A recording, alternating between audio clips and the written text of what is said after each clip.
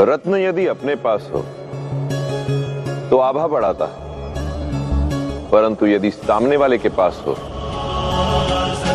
तो आंखें चुंधिया देता।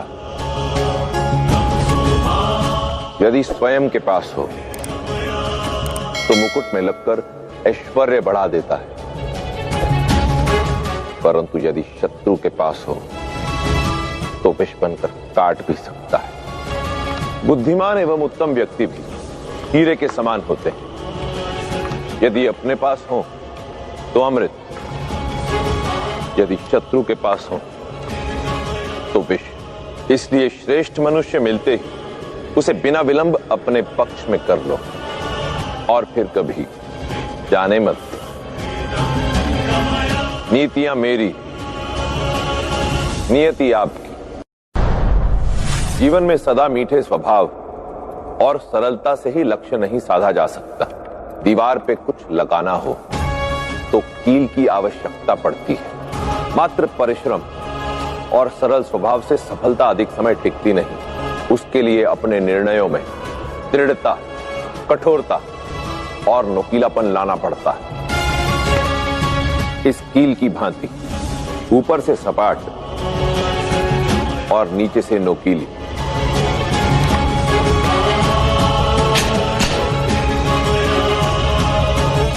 परामर्श लेते समय सरल रहो, परंतु उसे कार्य रूप देते समय नोकीले और दृढ़।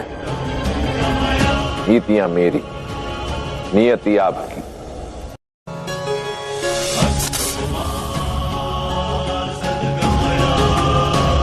यदि आपको सर्प दिख जाए तो आप क्या करेंगे? या तो उससे दूर हो जाएंगे या उसे मार डालेंगे, परंतु किसी भी अवस्था में पालेंगे नहीं। दुर्जन का भी यही योग है। दुर्जन व्यक्ति प्रत्येक अवस्था में आपके लिए समस्या ही उत्पन्न करेगा।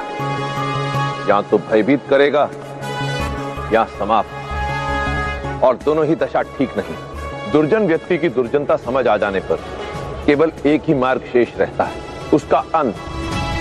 जीवन में यदि कभी एक सर्प और दुर्जन व्यक्ति के बीच किसी एक पर भरोसा करना हो तो सदैव सर्प का ही चुनाव करें,